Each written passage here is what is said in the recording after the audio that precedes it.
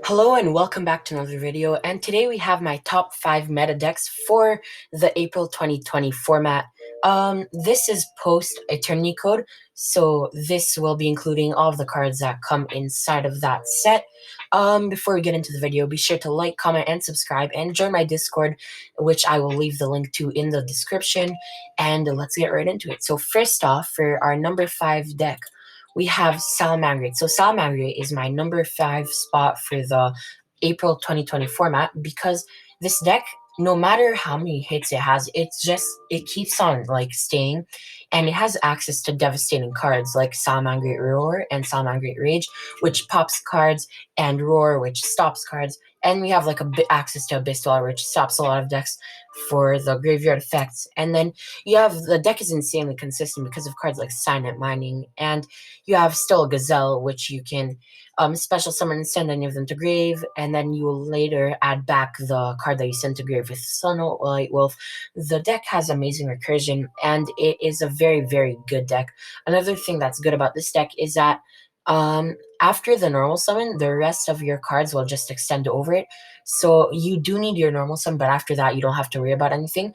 One weakness about this deck is that it does lose Tenibiru, which is not the best, but it's okay because when you pop off, your opponent won't be able to come back because you have so much resources and access to cards that can just end the game. So another card that you may be interested in actually running in it is you can run your own Nibiru, but it's not the best idea, but it's interesting if you're playing like different variants that do run Nibiru, but then it's a bit awkward sometimes, but it does come up. So that's an option. And then also the another version of Salamander right now would be the Code Talker version, where it uses Microcode Talker to put up more negates, and that's also a very good option. But right now, I think that the normal Salamander is a very, very solid deck, and it's also budget and comes with 3 Ash in the starter, so that's also very, very good. And that is my number 5 spot for the April 2020 format. On to number 4, we have Alec. So Alec is a very like new deck, but it's been seeing a lot of success all over the place in both the pure variant with Zombie World and also the invoked variant with obviously Alistair and Invocation, because the invoked variant has access to cards like Purgatorio and Mikaba, which can end games by themselves, not to mention Caliga, which just stops your opponent's turn, while also having devastating access to cards like Conquistador, which pops cards on your opponent's turn, Elixir of Scarlet Sanguine to special summon your Outlook Golden Lord directly from deck. Black Awakening to do the same. That special summons it back from the graveyard. White Destiny. You have a Spawn Trap Negate or Effect Negate. You have Hakuero to banish a card from grave. You have access to Vampire Sucker, and of course, by overlaying 2 Outlook of the Golden Lord, you can summon Super Dreadnought Real Cannon Gustav Max to burn for 2,000 in time. And if you don't have to burn 2,000 in time, you can burn 2,000, then go into Super Dreadnought Real Cannon Juggernaut Lieb, which is also very good for the OTK. And this deck is just so good in the format because you can go the Zombie World route, and then like decks like Pendulum and so on won't be able to do anything because cards like Zombie World shut down the meta. And then the deck itself doesn't use a normal summon, so Alistair is very good in it. And you have so much access to cards that just prevent your opponent from playing, and it's a really fun deck too. The whole deck is really, really budget. If you're playing the Invoke, then obviously not. But the whole like Zombie World variant, which I think is very, very good, is very budget, except for Elblick, which is right now $60 to $100. I can't exactly remember off the top of my head.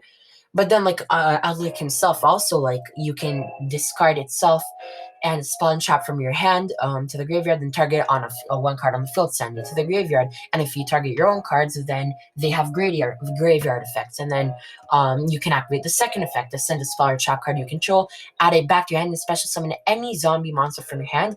It gains 1,000 attack, and it cannot be disturbed by card effects until the end of your opponent's next turn. So that is amazing. And the deck is just very, very strong in the ability that they all have graveyard effects. So it has an amazing grind game. You can be in a terrible position.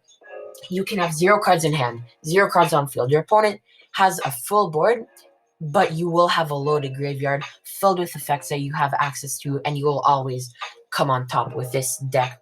And that is why that is my number 4 spot for the April 2020 format. On to number 3, we have Orcas, actually. So with Gearsu, the new deck is just very, very good because it has access to so many one-card combos, like Scrap Recycler, for example. When you normal summon Scrap Recycler, you send your Nightmare, and you have an extender, so you go into Scrap Wyvern, but like even if you don't have an extender, there's so many one card combos with this deck, and it's so grindy, and it has such a good matchup against so many decks right now. And it's insane because like even with Harp or Band, it doesn't matter for the deck, it can still combo, and it's even better than before, I would say, because of Lib, which is a card that's only $4 right now, but it does so much for the deck. So I highly recommend picking that up because it will go up 100%. And so many cards in this deck are just so good, and they all just work together in a way that's just unimaginable. There's no other deck like this right now, and it's filled with graveyard effects, and it's definitely very, very fun to play. And then you have access to cards like Galatea, which will shuffle back your banished Orcas, and you have Dingirsu, the card that literally evades every single like condition in the game because it doesn't target, and then it protects anything, and then it sends without declaring what. And it's just such a good card that it's insane. And then when you mix that with the Scrap Engine and Lib and with the World Legacies, and of course Orcas Gearsu, which is also insane when it's normal or special summon, you can send one Orcas or World Legacy card from the deck to grave. Then if 2 or more other cards are in this card's column, it's treated as a tuner this turn. So this card is insane. It can dump your wand, it can dump Nightmare, it can dump any of your Orcas stuff. And if it does have 2 or more cards in the column, then if you are planning to go that route, you can go into Needle Fiber or Halky Fibrax, which is also insane, then create a new combo like that. And it's just such a good deck in the way that it creates combos, and it like finds a way to continue working even in those situations when you don't have anything, with cards like Gizmo Korochi.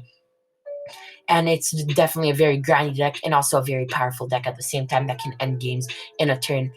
And that is my number 3 slot. On to the number 2 slot, I have Shadal Invoked. Not pure Shadal, not anything like that, not Trickstar Shadal, nothing like that. Shadal Invoked specifically.